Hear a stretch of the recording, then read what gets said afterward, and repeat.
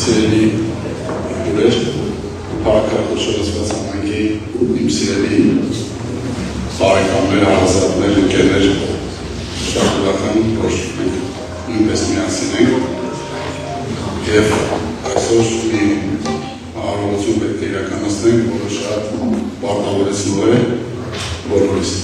Ես յուրաքանչյուրից եմ մեկնեմ, բոլորիս պարտավորեցնող է, դա թույլ տվեք տեքստ ասել։